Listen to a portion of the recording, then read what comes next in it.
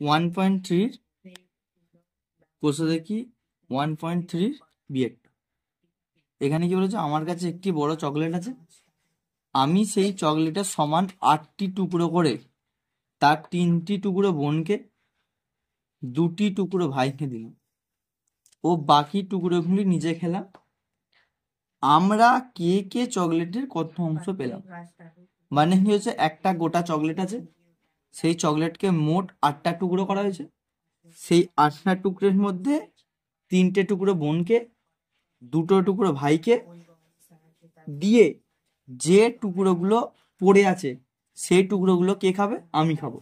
এবার আমি তাহলে কত অংশ পেলাম সেটাকে বার করতে হবে। ঠিক আছে, এবার দেখা যাক অঙ্কটা কি বলছে।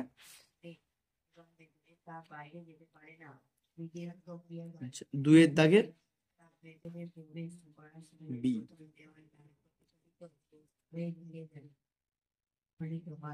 এখানে তাহলে দেখো, এখানে কি বলছে, মোট অংশ, চকলেটের মোট অংশ কতগুলো আছে?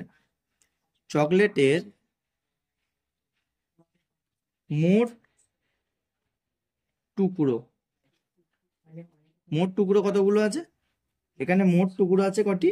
8টি। 8টি মোট টুকরো আছে। এখান থেকে কি বলছে, বোনকে দিয়েছে 3টি টুকরো। তাহলে আমি যদি এখানে বলি বোনকে দিলাম,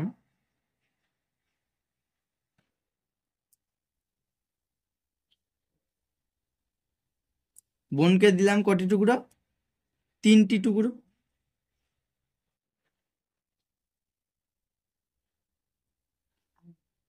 বোনকে যদি আমি 3টে টুকরো দিই, বোনকে যদি আমি 3টে টুকরো দিই, তাহলে অর্থাৎ আমি কতগুলো, অর্থাৎ আমি এখানে বলতে দিতে পারি অর্থাৎ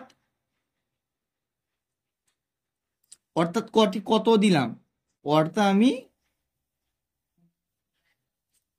8-এর 3 অংশ বোনকে দিলাম, বোনকে দিলাম 3টি টুকরো অর্থাৎ এত অংশ। এবার কি বলছে, এবার বলছে ভাইকে দিয়েছি, এবার কি বলছে, ভাইকে দিলাম, ভাইকে কতগুলো টুকরো দিয়েছি? ভাইকে দিলাম কতগুলো টুকরি? 2টি টুকরো ভাইকে দিয়েছি, 2টি টুকরো ভাইকে দিয়েছি, অর্থাৎ ভাইকে দিলাম কত? 2-এর 8 অংশ, এটা ভাইকে দিলাম। এবার ভাইকে আমি দিয়েছি 3-এর 8 অংশ, আর বোনকে দিয়েছি বোনকে দিয়েছি এত অংশ, আর ভাইকে দিয়েছি এত অংশ। এবার তাহলে কত অংশ পড়ে আমি পেলাম? আমি পেলাম, তাই তো? এখানে তাহলে আমি যদি লিখি আমি পেলাম, আমি পেলাম, এবার আমি তাহলে কতগুলো অংশ পাচ্ছি? আমি পেলাম সমান আমি কতগুলো অংশ পাচ্ছি? আমার কাছে মোট টুকরো আছে কটি? 8টি। ভাইকে দিয়েছি এতটি, বোনকে দিয়েছি এতটি।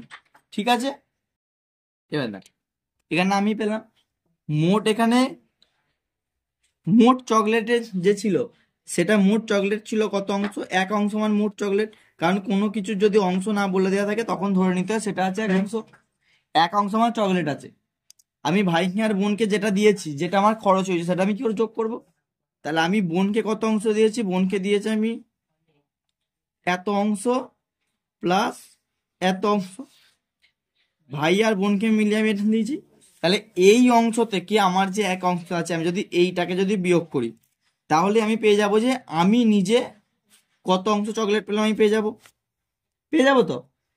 এবার তাহলে আমরা এতদিন শিখেছি কি, প্রথমে ফার্স্ট ব্র্যাকেটের কাজ হয়, তাহলে আমি এখানে 1কে রেখে দেবো, বিয়োগ, প্রথমে ফার্স্ট ব্র্যাকেটের কাজ, তাহলে এদেরকে কি করতে হবে? ভগ্নাংশের যোগ, 8-এর সঙ্গে 8কে লসাগু করলে কত বেরোয়?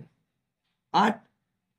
একে একে ভাগ করলে কত হয়? ভাগ করে গুণ নিয়ম, নিয়মটা কি? নিচটের হরের সঙ্গে ভাগ করে মাথায় লবের সঙ্গে গুণ। তাহলে 8কে দিয়ে যদি 8কে ভাগ করি বেরোয় 1, 1-এর সঙ্গে 3কে গুণ করলে কত উত্তর বেরোবে? 3, যোগ 8-এর সঙ্গে যদি আমি 8কে ভাগ করি সেম ভাবে 1 উত্তর, আবার 1-এর সঙ্গে 2কে গুণ করলে এটা উত্তর। তাহলে আমি এটাকে আবার ফার্স্ট ব্র্যাকেটের মধ্যেই রাখবো, যতক্ষণ না উত্তর বেরোচ্ছে ততক্ষণ আমি ওকে ফার্স্ট ব্র্যাকেটেই রাখবো। এর পরবর্তীতে কি হবে না, এর পরবর্তী এবার কি হচ্ছে, তাহলে এবার এখানে আমি সেম ভাবে 1 বিয়োগ, এবার এখানে তাহলে উত্তরটা বেরিয়ে গেল 3 আর 2 যোগ করে 5, আর এখানে বেরোলো 8। সেকেন্ড ব্র্যাকেট দেওয়া ছিল, এবার সেকেন্ড ব্র্যাকেট দেবো। এবার আবার এরপরে কি করতে হবে না, এবার দেখো এখানে কি হবে, 1 রয়ে গেল। এবার এইটাকে আমাকে ভগ্নাংশের বিয়োগ করতে হবে। 1-এর তলায় কিছু নেই মানে আমাকে মনে মনে ধরে নিতে হবে যে এখানে কি আছে, 1 আছে। তাহলে এদের যদি লসাগু করি, 8 আর 1-এর লসাগু আমার বেরোয় কত, 8। 8 দিয়ে এর তলার 1-কে ভাগ করলে আমার উত্তর বেরোবে 8। আর এখানে যে 1টা রয়েছে, একে গুণ করলে আমার সেম উত্তর বেরোলো 8-1-কে 8। বিয়োগ চিহ্ন, একে দিয়ে যদি 8-কে দিয়ে 8-কে বিয়োগ ভাগ করলে 1। 5-কে যদি গুণ করি, সেখানে 5-1-কে 5। তাহলে আমার এখানে উত্তর কত বেরোলো, আমার উত্তর বেরোলো হচ্ছে 5। এখানে আবার আমাকে সেকেন্ড ব্র্যাকেট দিতে হবে যতক্ষণ না উত্তর বেরোচ্ছে। এবার কত উত্তর দেখো, 8-এর থেকে যদি 5-কে বিয়োগ করা হয় তাহলে আমার উত্তর বেরোয় কত, 3। আর এখানে নিচে আছে কত, 8। তাহলে বেরোলো, এটা হচ্ছে আমার অ্যান্সার। তাহলে আমি নিজে কত পেলাম, 8-এর 3 অংশ আমি পেলাম নিজে। তাহলে আমি এখানে কি করতে পারি, এখানে উত্তর লিখবো। অতএব এখানে কত জিজ্ঞাসা করেছিল, আমরা কেকে চকলেটের কত অংশ পেল। অতএব প্রথমে বোনকে দিয়েছিলাম, তাহলে অতএব বোন পেল, বোন কত অংশ পেয়েছিল, এত অংশ।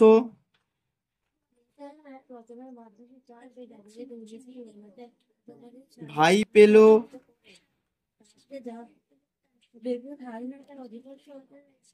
2-এর 8 অংশ। ও আমি পেলাম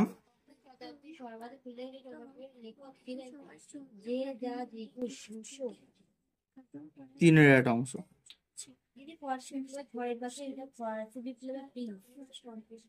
বোঝা গেছে আশা করি অঙ্কটা?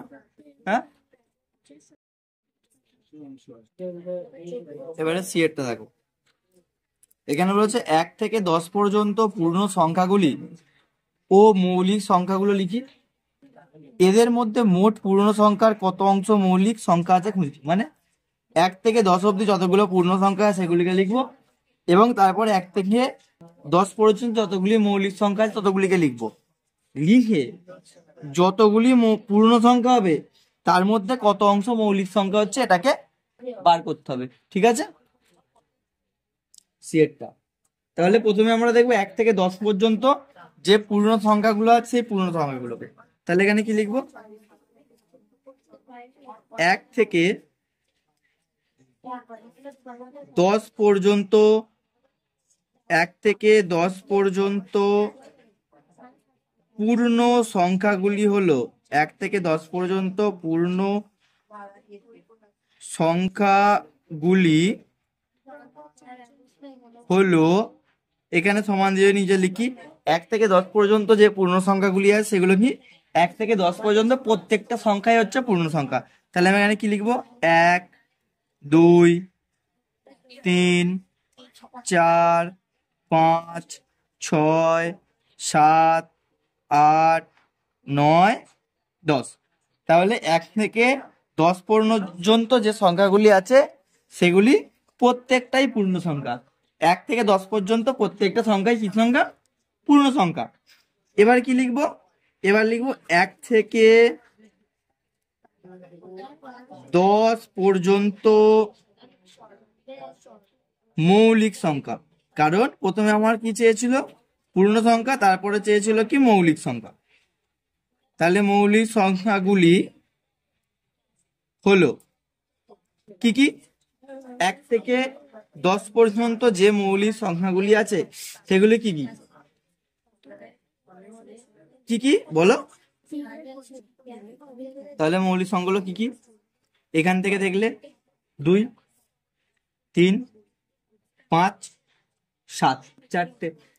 তাহলে এখানে লেখো 2, 3, 5, 7, মোট তাহলে 4টি। আর এখানে রয়েছে 10টি। এবার আমাকে কি বলেছিল, এবার কি এখানে বলেছিল না পূর্ণ সংখ্যার কত অংশ মৌলিক সংখ্যা দেখি। তাহলে এখানে লিখতে পারি কি,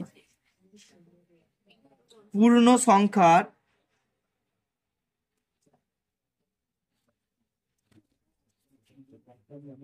মৌলিক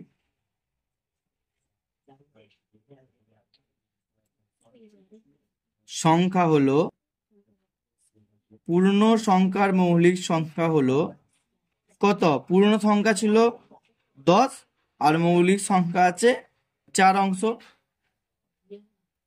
তাই তো? এবার এদেরকে যদি আমি কাটাকুটি করি, কাটাকুটি করলে কি হবে? একেও 2 দিয়ে যাবে 2, আর একেও 2 দিয়ে যাবে 5, তাহলে সমান কত অংশ হলো? মোট 2/5 অংশ। এটাই হচ্ছে আমার কি উত্তর। বোঝা গেছে এই অঙ্কটা ভালোভাবে?